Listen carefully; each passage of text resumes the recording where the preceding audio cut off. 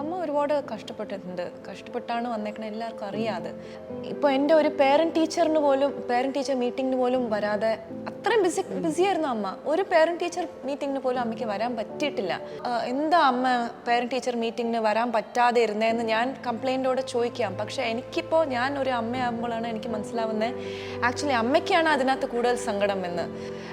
ഫാമിലിയായിട്ട് മീറ്റ് ചെയ്ത് ഞങ്ങളൊക്കെ ചിരിച്ച് കളിക്കുമ്പോൾ അമ്മ വളരെ ബേബി സുജാത അമ്മ എങ്ങനെയായിരുന്നു എന്നറിയാമോ, ഫ്രോക്ക് ഇട്ടിട്ട് സോക്സ് ഇട്ടിട്ട് അതിൻ്റെ ബക്കിൾ ഷൂസൊക്കെ ഇട്ടിട്ട് പല സോക്സ് വാങ്ങിക്കാനുള്ള ഷീ കാൻ അഫോർഡ് ഇറ്റ്. ഓരോ ഷോനും ഇരുന്ന് സോക്സ് ഡൈ ചെയ്യും, ഇങ്ങനെ ഓരോ കളറിലേക്കും ഡൈ ചെയ്യും. എത്ര ജീനിയസ് കോമ്പോസിഷൻസ്, എത്ര അവരെയൊക്കെ നമ്മളൊന്ന് നമിച്ചു പോകും. കാരണം നമ്മളൊന്ന് കമ്പോസ് ചെയ്യാനിരിക്കുമ്പോഴാണ് നമ്മൾ ഇവരെയൊക്കെ നമിക്കുന്നതെന്ന്. ചെറുതായിട്ടെങ്കിലും നമ്മൾ ആരെങ്കിലൊക്കെ കഷ്ടപ്പെടുത്തിയിട്ടുണ്ടാവുമല്ലോ.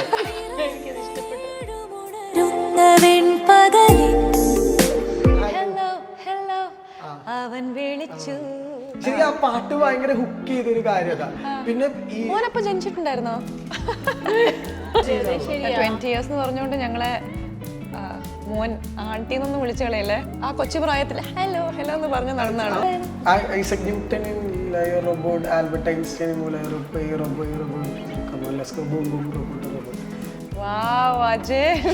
പേഷ്യൻസ് എന്നുള്ള ഒരു കാര്യം എൻ്റെ ജീവിതത്തിലേക്ക് കൊണ്ടുവന്ന് അല്ലേ, നമ്മളെ ഇരുത്തും, ജീവിതത്തിലൊന്ന് മെച്ചോറിറ്റി പഠിപ്പിച്ചു തരും.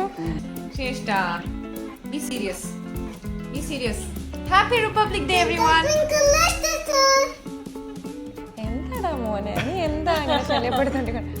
അപ്പൊ ഇതാണ് ദേഷ്യം. വിദ്യാജി അമ്മ അവരുടെ കോമ്പിനേഷൻ വന്ന സോങ്സ് നമ്മൾ രണ്ടുപേരും ചെയ്യണം എന്ന് പറഞ്ഞിട്ട് മാച്ചോസ് എ ഗുഡ് എക്സാമ്പിൾ. കാരണം ലിറിക്സ് വളരെ ഒരു യുണീക്ക് ആണ് അതിൻ്റെ ലിറിക്സ്. ടച്ചിറ്റ ലവിറ്റ എന്നൊക്കെ പറഞ്ഞുകൊണ്ട് ലാസ്റ്റ് മിനിറ്റിലാണ് ഞാൻ റിയലൈസ് ചെയ്തത് എന്താ പറയുന്നത്, ധനുഷിൻ്റെ കൂടെ സ്റ്റേജിൽ പാടുമെന്ന് ചോദിച്ചപ്പോൾ ഞാൻ എന്തിനാ ഈ വേണ്ടെന്ന് പറയുന്നത്, എങ്ങനെയാണെങ്കിലും പാട്. ഞാൻ പറഞ്ഞു ലെറ്റ്സ് ഡു ഇറ്റ്, നമുക്ക് പാടാന്ന് പറഞ്ഞിട്ട്.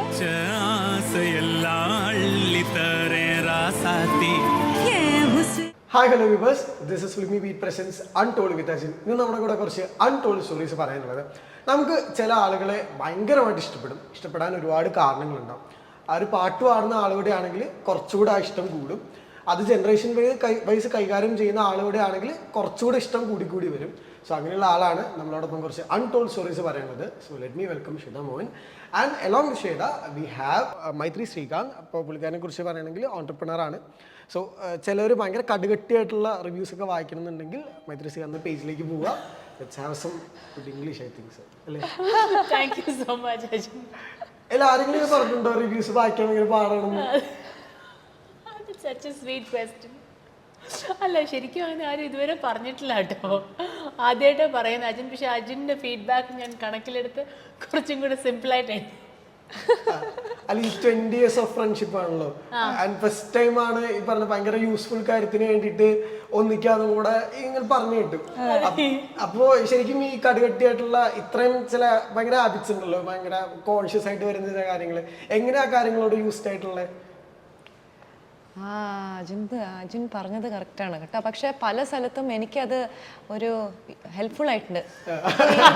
ഇന്ന് ചെയ്തേക്കുന്ന കാര്യങ്ങൾ ഫുൾ അങ്ങനെയാണ്. ഈ പാട്ടിനെ കുറിച്ചുള്ള കാര്യങ്ങൾ എനിക്കൊന്നും സംസാരിക്കേണ്ടി, അങ്ങനെ കടുകെട്ടിയിട്ടുള്ള കാര്യങ്ങൾ ഫുൾ മൈത്രി സംസാരിച്ചു. അതുകൊണ്ട് എൻ്റെ പാതി ജോലി അവിടെ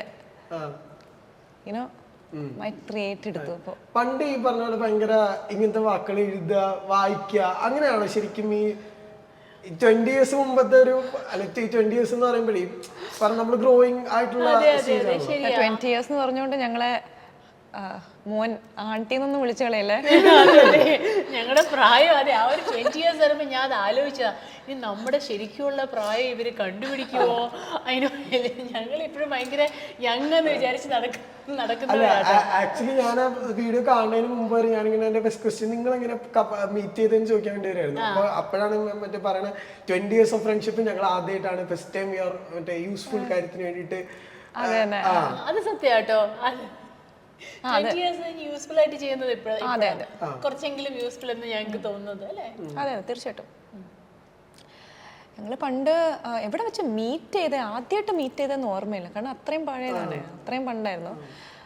പക്ഷേ ഞങ്ങൾ കോളേജിൽ പഠിക്കുമ്പോൾ ആയിരുന്നു ഞങ്ങളിങ്ങനെ ഓരോ കോൺസേർട്സിൽ ഇങ്ങനെ ഒരുമിച്ച് പോവും, ഒരുമിച്ച് ഇങ്ങനെ ഒരുപാട് കറങ്ങി നടന്നിട്ടുള്ള 2 പെൺകുട്ടികളായിരുന്നു ചെന്നൈയിൽ.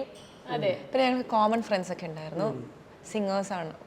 പിന്നെ മൈത്രിയും അപ്പം തൊട്ട് മീഡിയയിലുള്ള ഒരു ആളായിരുന്നു, ലൈക്ക് എഴുത്തും പിന്നെ ഇൻ്റർവ്യൂസ് ചെയ്യുന്നതും. സോ അങ്ങനെ ഞങ്ങളുടെ ഫ്രണ്ട്ഷിപ്പ് ഇങ്ങനെ വളർന്നു. പിന്നെ ഫാമിലീസ് തമ്മിലും അടുപ്പമുണ്ട്. ലൈക്ക് അപ്പോൾ ഇത്രയും നാൾ ശരിക്കും പറഞ്ഞാൽ പാട്ടിന് ജീവൻ കൊടുക്കുന്ന ഒരാളാണ്. ഇപ്പോൾ അവിടുന്ന് ഒരു ക്രിയേറ്റർ പൊസിഷനിലേക്ക് ആവണമല്ലോ, കാരണം ഈ മ്യൂസിക് ഡയറക്ടർ ഭയങ്കര ഒരു കോളല്ലേ, കാരണം ഈ പാട്ടിന്റെ ഡെസ്റ്റിനി തീരുമാനിക്കാന്ന് പറയും. അപ്പോ ശരിക്കും ആ ഒരു ട്രാൻസ്ഫോർമേഷനും റെസ്പോൺസിബിലിറ്റി ഒക്കെ എങ്ങനെ എൻജോയ് ചെയ്യണേ? ഇപ്പോഴാണ് ഇപ്പോഴല്ല, എപ്പോഴും നമ്മൾ റെസ്പെക്ട് ചെയ്തിട്ടുണ്ട് കമ്പോസേഴ്സിൻ്റെയും ലിറിസിസ്റ്റിൻ്റെയും ഒരു അവരുടെ ജീനിയസ്. ലൈക്ക് എത്ര വർക്ക്സ്, എത്ര ജീനിയസ് കോമ്പോസിഷൻസ്, എത്ര അവരെയൊക്കെ നമ്മളൊന്ന് നമിച്ചു പോകും. കാരണം നമ്മളൊന്ന് കമ്പോസ് ചെയ്യാനിരിക്കുമ്പോഴാണ് നമ്മൾ ഇവരെയൊക്കെ നമിക്കുന്നതെന്ന്. ദൈവമേ, എന്തൊരു ഫ്രഷ് ആയിട്ടുള്ള കോമ്പോസിഷൻസ്, എത്ര. അപ്പോൾ അങ്ങനത്തെ മൊമെന്റ്സ് ഒക്കെ ഉണ്ടായിട്ടുണ്ട് ഇതിനകത്ത്. അവരെന്നാ ആലോചിച്ച് ഒരു പേ ബാക്ക് ടൈം അല്ലേ അന്ന് ഈ പറഞ്ഞ പോലെ ചെറുതായിട്ടെങ്കിലും നമ്മൾ ആരെങ്കിലൊക്കെ കഷ്ടപ്പെടുത്തിയിട്ടുണ്ടാവുമല്ലോ.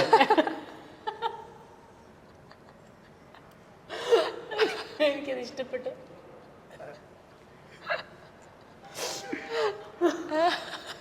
അപ്പൊ അതൊക്കെ മനസ്സിലാവുള്ളൂ ശരിക്കും, കുറച്ചൊക്കെ ആ ഒരു ബുദ്ധിമുട്ടുകളൊക്കെ ശരിക്കും അഡാപ്റ്റ് ചെയ്തു. സത്യം.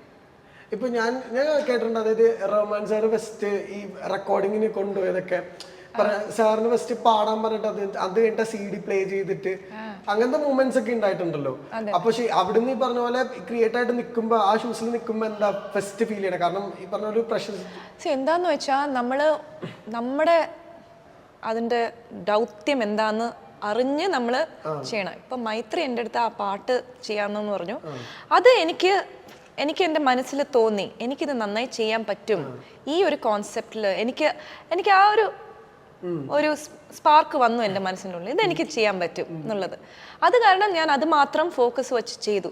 നമ്മൾ ഒരിക്കൽ വേറൊരു ആളായിട്ട് അങ്ങനെ ഗ്രേറ്റ് കമ്പോസേഴ്സ് അവരെന്തൊക്കെ ചെയ്തു വെച്ചേക്കണം നമുക്ക് അങ്ങനെ നമ്മൾ ആലോചിച്ച് തുടങ്ങിയാൽ ഞാൻ ഒന്നും ചെയ്യാതെ വീട്ടിലിരിക്കും. എന്നുവെച്ചാൽ ഞാൻ കമ്പോസിഷനിലേക്ക് കാലെടുത്ത് വെക്കുകയില്ല. കാരണം എത്രയോ പഠിക്കാനുണ്ട് കമ്പോസിംഗിലേക്ക് കിടക്കുകയാണെങ്കിൽ. അങ്ങനെയൊന്നും ഞാൻ ആലോചിച്ചിട്ടില്ല.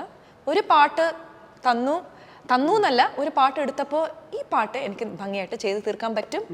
അങ്ങനെ ഒരു സ്റ്റെപ്പ്, നീ അടുത്ത സ്റ്റെപ്പ് എന്താ, അങ്ങനെ ആണ് ഇപ്പൊ എനിക്ക് പേഴ്സണലി തോന്നിയിട്ടുള്ള കാര്യമാ, ഈ പുതിയ മ്യൂസിക് ഡയറക്ടേഴ്സിന് എന്തെങ്കിലും ഭയങ്കര ഫ്രഷ് ആയിട്ട് അപ്രോച്ച് ചെയ്യണമെന്നുണ്ടെങ്കിൽ അതിന് ഏറ്റവും സ്യൂട്ടബിൾ ആയിട്ടുള്ള ഒരു വോയിസിലേക്ക് ഒരു സെലക്ഷൻ വരിക പൊതുവെ ശ്വേതാമോഹൻ വെച്ചാൽ. കാരണം ഈ ഹലോയില് ആ തീം സോങ് ഉണ്ടല്ലോ, ഹലോ അവൻ വിളിച്ചു, ശരി ആ പാട്ട് ഭയങ്കര ഹുക്ക് ചെയ്തൊരു കാര്യതാ.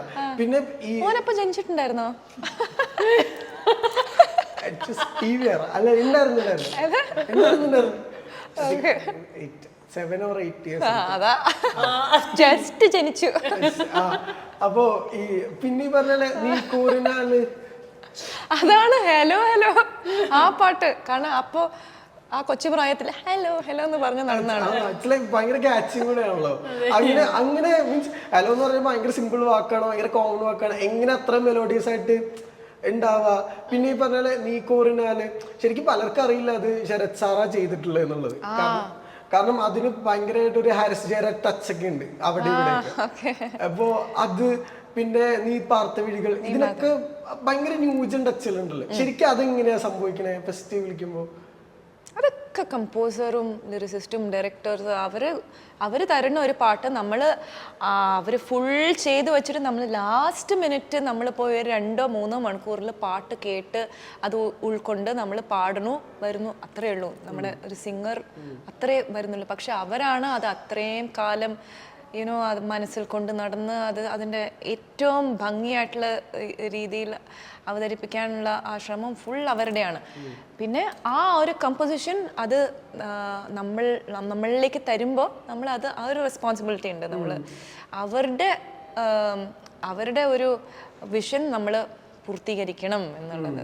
അങ്ങനെ അവരുടെ ഒരു ഗൈഡൻസിൽ നമ്മൾ പാടും. അല്ല, അപ്പോഴും ഈ പറഞ്ഞ ഈ നീ പാർത്ത വഴികളിലൊക്കെ ഭയങ്കര ഒരു മീനിങ് ഉണ്ടല്ലോ. കാരണം ആ സിനിമയിൽ ആ പാട്ടെടുത്ത് മാറ്റി കഴിഞ്ഞാൽ മേ ബി ആ സിനിമ അത്ര ഹോണ്ടിങ് ആവില്ല. ആണോ? അതല്ല അവരുടെ കൊലവെറി അല്ലല്ല, അതല്ല, ജസ്റ്റ് അവരുടെ ഇമോഷണൽ ബോണ്ടിങ് ഏറ്റവും. അപ്പൊ നിങ്ങളാണല്ലോ ഫസ്റ്റ് ആ പാട്ട് കേൾക്കുന്നതും ഇങ്ങനെ വായിക്കുന്നതൊക്കെ, നിങ്ങൾക്ക് എത്രത്തോളം ഇമോഷൻസ് ഒക്കെ മൈൻഡിൽ കൂടെ പോവാറുണ്ട്? ഏത് ആ പാട്ടാണോ ഇത് സ്ത്രീന്റെ കാര്യമാണോ ചോദിക്കുന്നത്? ജനറലി പാട്ട് ഫസ്റ്റ് കേൾക്കുമ്പോൾ ഒരു ലിസണർ കേൾക്കുമ്പോൾ എന്താ നമുക്ക് ഫസ്റ്റ് തോന്നുന്നത്, അത് നമ്മൾ കേൾക്കുമ്പോൾ സെയിം തിങ് തന്നെയാണ്. പിന്നെ നമുക്ക് ഇതിനകത്ത് എന്താ ചെയ്യാൻ പറ്റും, നമ്മുടെ വോയിസിൽ എത്രത്തോളം ഇത് നന്നാക്കാൻ പറ്റും. നീ പാർത്ത വിഴികൾ, നീ പാർത്ത വിഴികൾ, നീ പാർത്ത നൊടികൾ കേട്ടാലും വരുമാ, കേட்காத வருமா, இது போதுமா, இதில் அவசரமா, இன்னும் வேண்டுமா, அதில் நிறைந்திடுமா, நாம் பார்த்த நாள் நம் வசம் வருமா, உயிர் தாங்குமா, என் விழிகளின் முதல் வலி நிஜமடி പെണ്ണേ. ശരിക്കും അല്ല, കുറച്ച് ഓഡ് ക്വസ്റ്റ്യൻ ആണെന്ന് അറിയാം. യശോദയുടെ ഏറ്റവും ഇഷ്ടമുള്ള പാട്ട് ഏതാ? ശ്വേതയുടെ എനിക്ക് ഇഷ്ടമുള്ള പാട്ട്. I'm so happy to answer that question അല്ലേ. ഞാൻ അതിൽ പറയുകയാണെങ്കിൽ എന്ത് പറയാം, എനിക്ക് ശ്വേതയുടെ എല്ലാ പാട്ടുകളും ഇഷ്ടമാണ്. പക്ഷെ ആണെങ്കിലും വെൻ യു സേ, ഞാൻ എപ്പോഴും പറയും ശ്വേത ഒരുപാട് നല്ല മെലഡീസ്, എനിക്ക് ഇഷ്ടമുള്ള മെലഡീസ് പാടിയിട്ടുണ്ട്. പക്ഷെ എനിക്ക് ഭയങ്കര സ്പെഷ്യലാണ് ശ്വേതയുടെ കൊച്ചു കൊച്ചു റക്കുമ. Because you know she is my friend since childhood. പക്ഷെ അതിനകത്ത് ഞാൻ ചിൽഡ്രൻസ് കോറസിൽ മാത്രമേ children's chorus whatever it is, if you say to pick a song I would say that. പക്ഷെ ഞാൻ ഫസ്റ്റ് നമുക്ക് മനസ്സിൽ വരുന്ന പാട്ട് അത് തന്നെയാണ്. കാരണം Shweta as a young girl, as my little friend, you know, എനിക്ക് ശ്വേതയുടെ അടുത്ത് ഞങ്ങൾ തമ്മിലുള്ള ആ ഒരു ബോണ്ടിൽ എനിക്ക് തോന്നുന്ന ഒരു പെട്ടെന്ന് വരുന്ന ഫീലിംഗ് ആണ്. എന്റെ one of my earliest friends ആയതുകൊണ്ടായിരിക്കും അങ്ങനെ ഫീൽ ആവുന്നത്. കാരണം നമ്മൾ അറിഞ്ഞു കഴിഞ്ഞിട്ടാണല്ലോ ബാക്കി പാട്ടുകളൊക്കെ. അതെ. സോ മേ ബി ആ ഒരു സോങ് ആൻഡ് ശ്വേത ഫസ്റ്റ് എ.ആർ. റഹ്മാന് വേണ്ടി പാടി. അപ്പം എന്തോ ഒരു ചൈൽഡ്ഹുഡ് ഫ്രണ്ടിന്റെ ഒരു ഫസ്റ്റ് അച്ചീവ്മെന്റിന്റെ ഒരു പ്രൈഡ് എന്ന് പറയില്ലേ. അയ്യോ എന്താ എന്നെ വിളിച്ചു. സ്മോൾ ബിറ്റ് ആ ഒരു that you know your first song, okay you know that too for ARR and that too when you were a child artist. I think ഇതെല്ലാം കൂടി ഒരുമിച്ച് വരുമ്പോൾ that ആ ഒരു ഫീലിംഗ് ഭയങ്കര special as a friend. I don't know how to tell you that is the genuine reason. പിന്നെ എനിക്ക് തോന്നിയിട്ടുള്ളത്, പിന്നെ ശ്വേതയുടെ ഒരുപാട് പാട്ടുകൾ ഭയങ്കര ടഫും ആണ്. അപ്പം കുറേ പാട്ടുകൾ ഞാൻ കേൾക്കുന്നതും നേരിട്ടും അല്ലാണ്ട് ഞാൻ കേട്ടിട്ടുണ്ട്. പിന്നെ എനിക്ക് പേഴ്സണലി പിന്നെ ഒത്തിരി ഇഷ്ടമുള്ള പാട്ട് ഒരേ കടലിലെ പാട്ട്. വെറുതെ ബ്യൂട്ടിഫുൾ സോങ്. സോ അത് ഭയങ്കര ഇഷ്ടമാണ്. പിന്നെ തമിഴിലാണെങ്കിൽ എനിക്ക് ഇറ്റ് ഇസ് ബീൻ ദാറ്റ് യാരുമില്ലാത്ത ഭയങ്കര ഒരു ലിറിക്കൽ ബ്യൂട്ടിയും എനിക്ക് ഒത്തിരി ഇൻ ഡെപ്ത് ആയിട്ട് ഇഷ്ടമുള്ളൊരു പാട്ടാണ് ആ ഒരു സോങ്. ആ പാട്ടൊന്ന് പാടാം.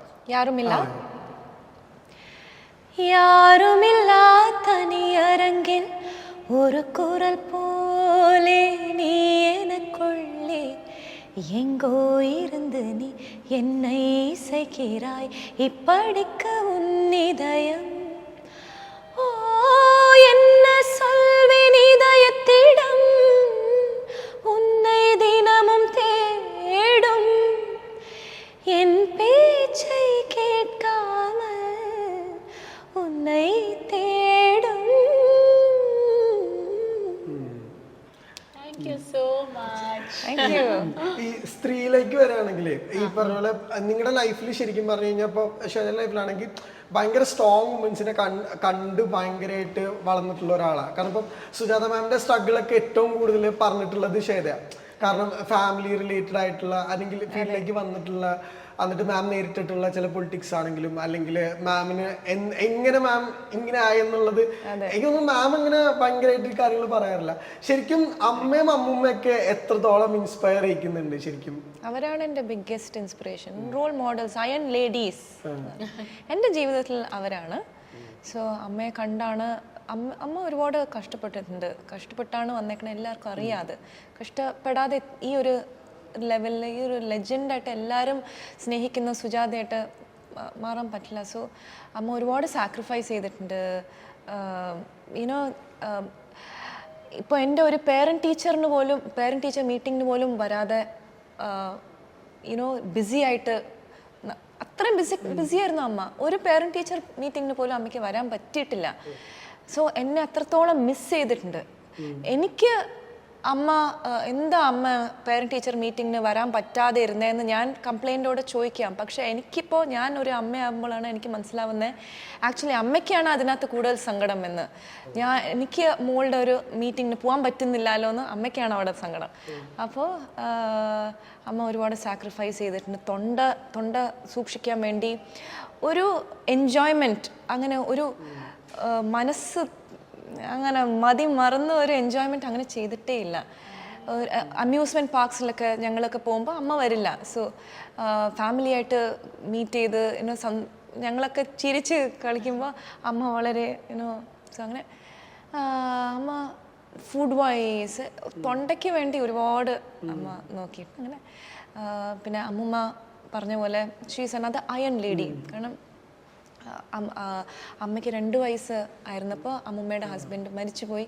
So as A single mother അമ്മേനെ ഇത്രയും ഷോസ്, അമ്മ ഒരു സിംഗർ ബേബി സുജാതയായിരുന്നു അന്ന്. അമ്മേനെ കൊണ്ടു നടന്ന് വളർത്തി. അവരെത്രത്തോളം കഷ്ടപ്പെട്ടിട്ടുണ്ടെന്ന് വെച്ചാൽ അന്ന് ഷി വാസ് നോട്ട് അത്രയും റിച്ച് ആയിരുന്നില്ല. സോ എല്ലാ ഡ്രസ്സിനും സോക്സും ഷൂസും ഒക്കെ സുജാതേൻ്റെ ഒരു സ്റ്റൈൽ എന്ന് പറയുന്നത് ഇപ്പോഴും ആൾക്കാർ അതിനെക്കുറിച്ച് സംസാരിക്കുക. ബേബി സുജാത അമ്മ എങ്ങനെയായിരുന്നു എന്നറിയാമോ? ഫ്രോക്ക് ഇട്ടിട്ട് സോക്സ് ഇട്ടിട്ട് അതിൻ്റെ ബക്കിൾ ഷൂസൊക്കെ ഇട്ടിട്ട് വരും. ബേബി സുജാതേനെ ഞങ്ങൾക്ക് അങ്ങനെയാണ് ഓർമ്മ. സോ അമ്മയുടെ ഒരു സ്റ്റൈലിംഗ് എന്ന് പറയുന്നത് അമ്മൂമ്മയായിരുന്നു ആ സ്റ്റൈലിംഗ് ചെയ്തിരുന്നത് അന്ന്. ആൻഡ് അന്ന് അമ്മൂമ്മ ഓരോ ഡ്രസ്സിനും അനുസരിച്ചുള്ള കളർ സോക്സ് ഇടുമായിരുന്നു. ബട്ട് പല സോക്സ് വാങ്ങിക്കാനുള്ള she can afford it. So ഓരോ ഷോനും ഇരുന്ന് സോക്സ് ഡൈ ചെയ്യും, ഇങ്ങനെ ഓരോ കളറിലേക്കും ഡൈ ചെയ്യും. സോ അങ്ങനെ ഒരുപാട് കഷ്ടപ്പെട്ടിട്ടുണ്ട് അമ്മൂമ്മ as A single mother. So ഇല്ല, വേറൊരാളും കൂടെ ഉണ്ടല്ലോ, ബിന്നി മാമിനെ കുറിച്ചും സുജാത മാം പറഞ്ഞിട്ടുണ്ട് ഒരിക്കലും. കാരണം എൻ്റെ മോളൊരു സിംഗർ ആയതിൻ്റെ എല്ലാ ക്രെഡിറ്റും ബിന്നി മാമിനുള്ളതാണ്. ഓ തീർച്ചയായിട്ടും. താങ്ക് യു ബിന്നി ചേച്ചീൻ്റെ പേര് ഇവിടെ കൊണ്ടുവന്നതിന് താങ്ക് യു. കാരണം എൻ്റെ സിംഗിങ് ഞാൻ ഒരു 100% തന്നെ ബിന്നി ചേച്ചിക്ക് ഞാൻ ക്രെഡിറ്റ് ചെയ്യും. കാരണം ഞാൻ അത്രയും ആയിട്ട് റോ ടാലൻ്റ് ആയിട്ടാണ് ബിന്നി ചേച്ചി എടുത്ത് പോണേ. ബിന്നി ചേച്ചി ഇരുന്ന് വർക്ക് ചെയ്തിട്ടുണ്ട് എൻ്റെ ഒരു സിംഗിങ്ങിൽ. കുത്തി ഇരുന്നിട്ടുണ്ട് ഇങ്ങനെ കുറച്ചും കൂടി ഫൈൻ ട്യൂണിങ് എന്ന് പറഞ്ഞു. സോ ബിന്നി ചേച്ചിക്ക് എത്ര നന്ദി പറഞ്ഞാലും മതിയാവില്ല, എൻ്റെ ഗുരു. ശ്വേത ശരിക്കും എന്നോട് ഒരുപാട് പറഞ്ഞിട്ടുണ്ട്. എനിക്കും ആസ് എ ഫ്രണ്ട് അറിയാം. ശ്വേത ബിന്നി ചേച്ചി എടുത്ത് പാട്ട് പഠിച്ച ആ ഒരു ഫൈൻ ട്യൂണിംഗ് എന്ന് പറഞ്ഞ ആ ഒരു stage in Shweta's life, I have been a friend. So എനിക്ക് ആ ഒരു ഒരു റാപ്പോ, ആ ഒരു കെമിസ്ട്രി വിത്ത് ദ ടീച്ചർ എനിക്ക് നന്നായിട്ട് അറിയാം.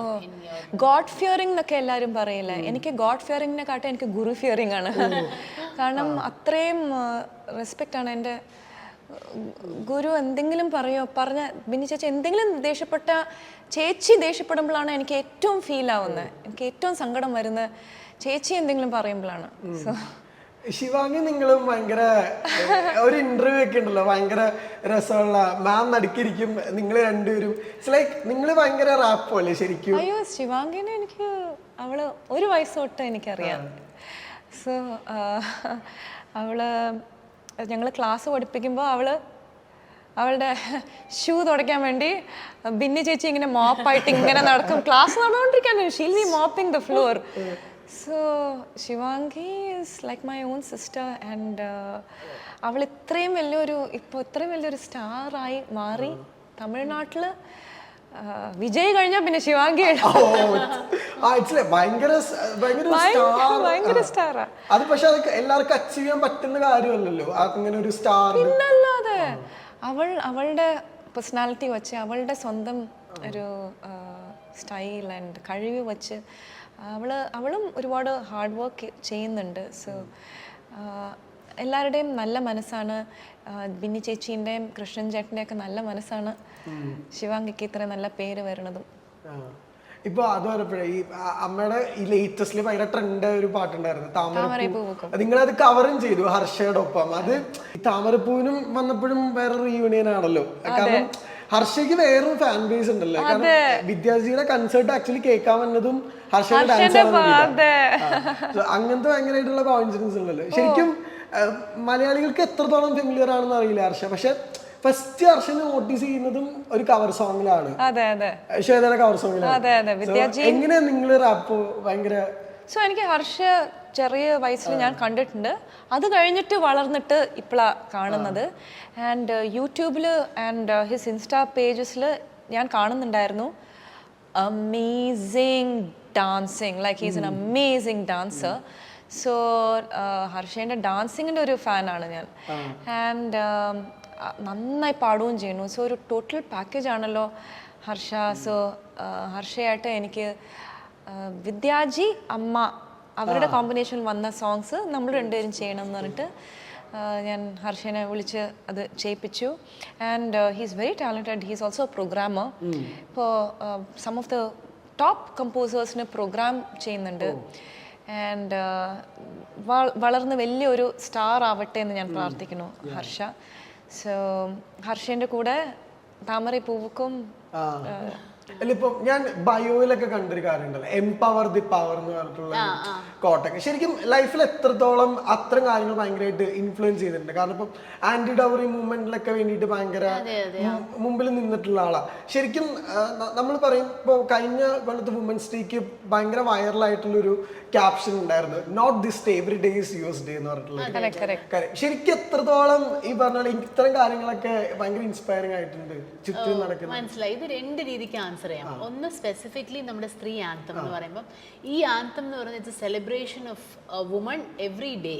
It is the celebration of every day woman. അപ്പൊ ആ ഒരു രണ്ട് പെർസ്പെക്റ്റീവ്സ് അതിൽ പറയാം. അപ്പൊ അതാണ് ഒരു സംഭവം. It is not your day as you said, no every day is women's day. അപ്പം ഈ സ്ത്രീ anthem is also about that. It is that particular ഒരു what do you call it, ആ ഒരു self belief that celebrating and embracing the joys of life and to be always positive, happy and to eppozhum remember that you are the empowered soul. You have it all within you. That energy is in you. So you just tap it, bring it out. So അതാണ് ഒരു ഭയങ്കര important ആശയം. പിന്നെ in general in life ഇന്ന് പറഞ്ഞല്ലോ, നമുക്കൊരു ഭയങ്കര വലിയ ഒരു വിപ്ലവം ആവശ്യമില്ല. ഞാൻ പറയണത് ആ ഒരു പവർ ടു എംപവർ എന്ന് പറയുന്നത് it is everything. It is when you decide to educate one child or when you decide to ശരിക്കും പറഞ്ഞ ഒരു add value to a person's life in a way, add one smile to another face, ഒരു smallest ഒരു gesture of kindness, ഒരാൾക്ക് ഒരു നേരത്തെ ഭക്ഷണം കൊടുക്കുക.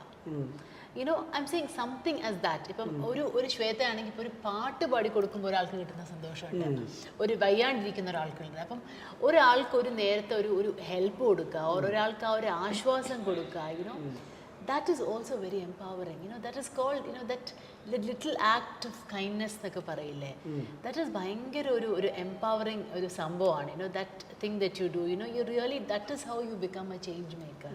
You make a difference. And when many people make a difference, that leads to a change. Revolution. ഇപ്പോൾ ശരിക്കും അത് പറഞ്ഞപ്പോൾ ഡിഫറൻസിന് നേരിൽ ശരിക്കും ഏറ്റവും കൂടുതൽ തിയേറ്ററിലൊക്കെ ഭയങ്കര കയ്യടി കിട്ടിയൊരു ഡയലോഗാണല്ലോ ശരിക്കും ലാലേട്ടൻ പറയുന്ന ഒരു ഡയലോഗില്ലേ, പിന്നെ എന്ത് ചെയ്യണം സാറ്, അവള് ജീവിതകാലം മുഴുവനും അടച്ചിരിക്കണമെന്ന് പറഞ്ഞിട്ടുള്ള ഒരു ഭയങ്കര അന്നത്തെ പെണ്ണല്ല, ഇന്നത്തെ പെണ്ണുങ്ങള് അങ്ങനെ ചെയ്യില്ല. ആ ഡയലോഗ് ശരിക്കും ഈ ഭയങ്കര റിയലി ഭയങ്കര എംപവർ ഒരു വിമൻ എംപവർമെന്റ് ഒരു ഡയലോഗ് തന്നെയാണ് അത്. ഞാൻ ശ്രദ്ധിച്ചു, അത് ഐ തിങ്ക് ശ്രദ്ധിക്കപ്പെട്ട ഭയങ്കര കയ്യടിയൊക്കെ ആയിരുന്നു തിയേറ്ററിൽ ആ ഡയലോഗ് വന്നപ്പം. എനിക്ക് നല്ലോണം ഓർക്കുന്നുണ്ട്. അപ്പം യെസ് കറക്റ്റ്, അത് തന്നെയാണ് ഞാൻ അതാ പറയണത്.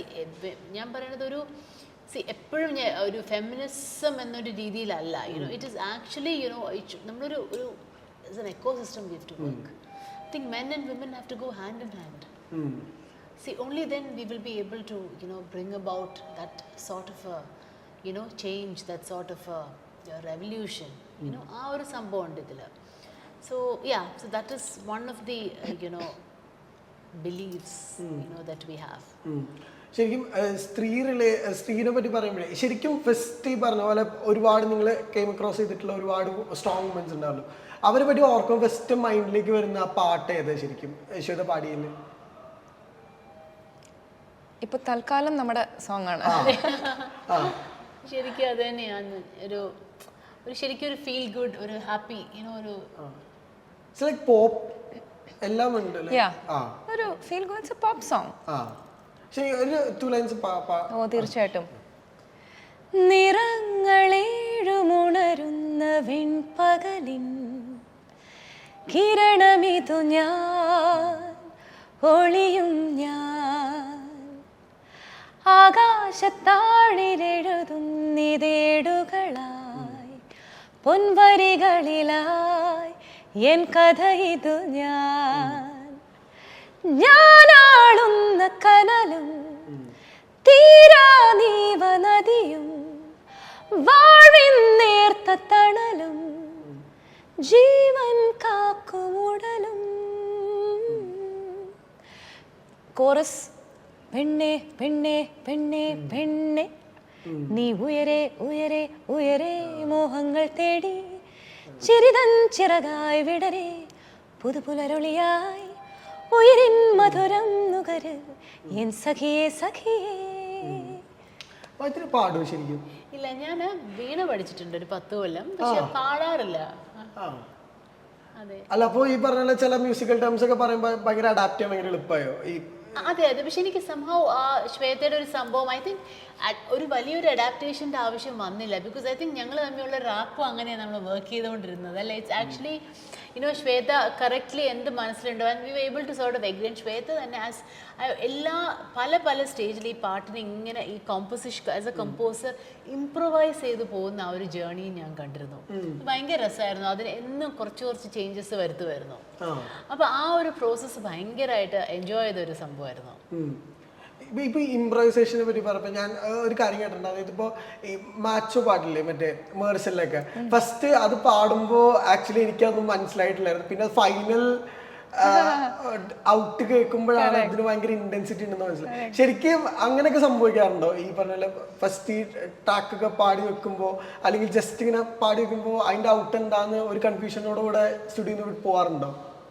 തീർച്ചയായിട്ടും. എസ്പെഷ്യലി റഹ്മാൻ സാറിൻ്റെ അവിടെ പാടുമ്പോൾ ലൈക്ക് ഞാൻ പാടിക്കുന്ന കുറച്ച് പാട്ടുകൾ അങ്ങനെയാണ്. ഇപ്പോൾ മാച്ചോ ഇസ് എ ഗുഡ് എക്സാമ്പിൾ. കാരണം ലിറിക്സ് വളരെ ഒരു യുണീക്ക് ആണ്. അതിൻ്റെ ലിറിക്സ് ടച്ച് ഇറ്റാ ലവ് ഇറ്റാ എന്നൊക്കെ പറഞ്ഞുകൊണ്ട് എന്താണെന്നൊരു പിടികിട്ടിയില്ല പാടുമ്പോൾ. പിന്നെ ഹോൾ പാട്ടായിട്ട് കേൾക്കുമ്പോഴാണ് നമുക്ക് പിടികിട്ടുന്നു. It's very unique and different. Of course, Rahman sir's idea and Vivek's lyrics. So, പിന്നെ അതുപോലെയാണ് ബൂം ബൂം റോബോഡ എന്ന് പറഞ്ഞ സോ അതും എനിക്ക് ഭയങ്കര ഒരു യുണീക്ക് എക്സ്പീരിയൻസ് ആയിരുന്നു. എന്താന്നൊരു ഇങ്ങനെ മറ്റേ സംഭവം ഓട്ടോക്കാരൻ നീ ഓട്ടോമാറ്റിക്, അത് ഭയങ്കര ഒരു നമ്മള് ഭയങ്കര മിക്സപ്പ്, ഭയങ്കര ജോണർ, അതിനൊരു ജോണറില്ലാത്ത പാട്ടല്ലേ ശരിക്കും പറഞ്ഞു കഴിഞ്ഞാൽ. ഇങ്ങനെ തുടങ്ങി ഇങ്ങനെ പോയിട്ട് ശരിക്കും എനിക്ക് പാടിത്തരാൻ പറ്റും. Isaac Newton robot, Albert Einstein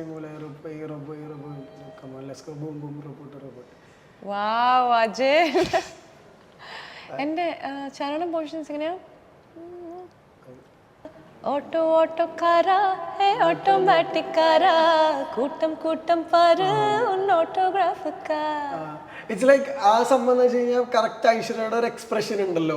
it's like ഭയങ്കര വണ്ടർ അടിച്ചിരിക്കുന്ന ഒരു എക്സ്പ്രഷൻ. ആ ഭയങ്കര ക്യാച്ച് ഇല്ലേ ഈ പറഞ്ഞ പോലെ. ഈ ഭയങ്കര പാട്ടുകളൊക്കെ അങ്ങനത്തെ ഭയങ്കര ക്യാച്ചി മൂമെന്റ്സ് ആണല്ലോ നമുക്ക് എപ്പോഴും ഭയങ്കര ആയിക്കെ തരാം. മോള് ശരിക്കും എന്ത് പറയുന്നു? അവള് ഇപ്പൊ ഫസ്റ്റ് സ്റ്റാൻഡേർഡിലാണ് പഠിക്കുന്നത്. ഒരു വീഡിയോ ഒന്ന് വൈറലായത് ഓർമ്മയുണ്ടോ? ഞാൻ ഭയങ്കരമാ തിട്ടു എന്ന് പറഞ്ഞിട്ട് അത് കഴിഞ്ഞിട്ട് ഒരു റീല് നിങ്ങൾ ഷൂട്ട് ചെയ്യാൻ പോയപ്പോ അതെ അതെ അതെ അത് റിയാലിറ്റി ഷോയിൽ വെച്ച് ദ ആങ്കേഴ്സ് ആസ്കിങ് മീ മോളെ ദേഷ്യപ്പെടാറുണ്ടോ എന്ന് ചോദിച്ചു. അപ്പോൾ ഞാൻ പറഞ്ഞു ഞാൻ നല്ലോണം ദേഷ്യപ്പെടുന്നു. അപ്പോൾ എന്നാ ദേഷ്യം എങ്ങനെയാണെന്ന് കാണിച്ചേ എന്ന് പറഞ്ഞു ആങ്കർ. ഇപ്പം ഞാനാണ് മോളെന്ന് വിചാരിച്ചോളൂ എന്ന് പറഞ്ഞിട്ട് ആങ്കർ. അപ്പോൾ എന്തോ ഒരു അടുത്ത നെയ്ബറിനെ ശല്യപ്പെടുത്തുന്ന പോലെ. അപ്പോൾ നെയ്ബർ കംപ്ലയിൻറ്റ് ചെയ്യുന്നു, ശ്വേത എന്താ ഈ മകനെ പിടിച്ച് വീട്ടിൽ ഇത് ചെയ്യണ്ട, ഡിസിപ്ലിൻ ചെയ്യണ്ട, എന്താ എന്നെ എങ്ങനെ ശല്യപ്പെടുത്തോണ്ടിരിക്കും. അപ്പം ഞാനിങ്ങനെ പറയും, എന്താടാ മോനെ നീ എന്താ ഇങ്ങനെ ശല്യപ്പെടുത്തോണ്ടിരിക്കുന്നത്. അപ്പോൾ ഇതാണോ ദേഷ്യം.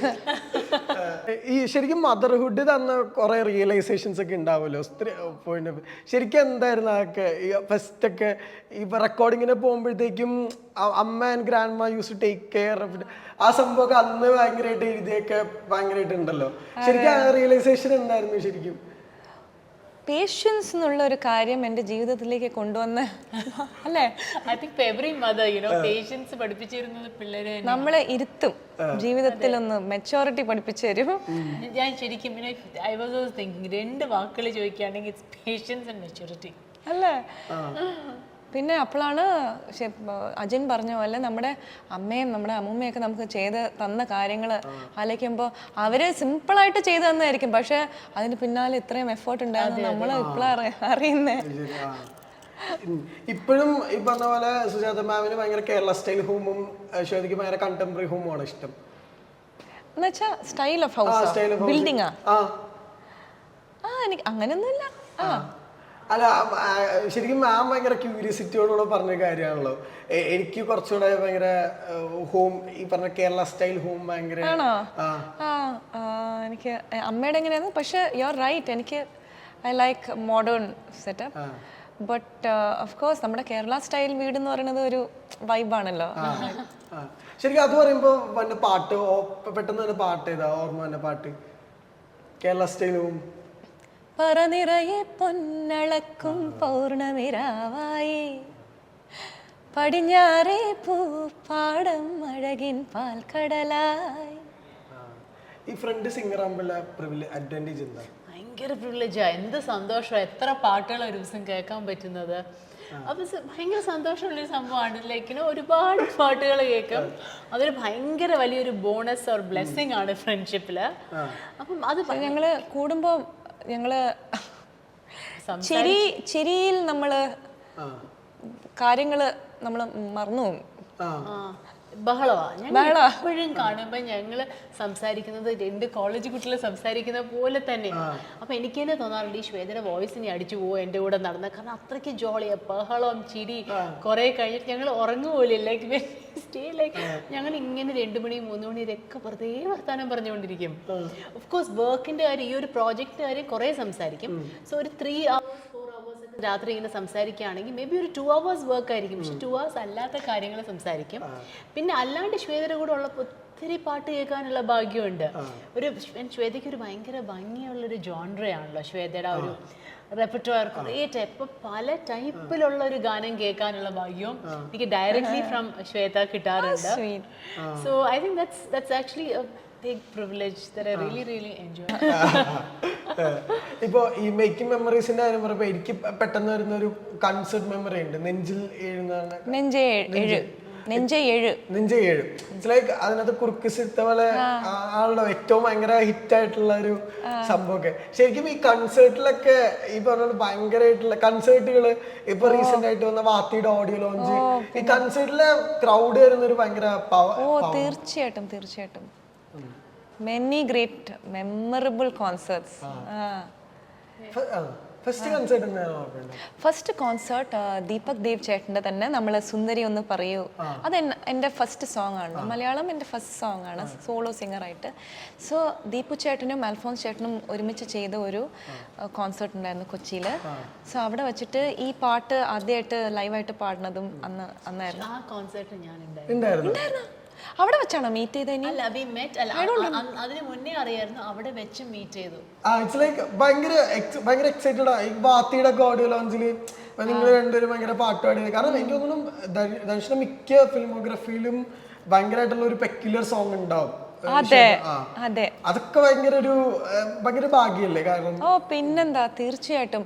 In fact as a stage performance ആദ്യമായിട്ട് in the history of Tamil സിനിമയാണോ വേറെ ഇന്ത്യൻ സിനിമയാണോ എന്ന് അറിഞ്ഞൂടാ, but 100 million for a stage live stage performance കിട്ടിയ ഫസ്റ്റ് ഒരേ ഒരു സോറി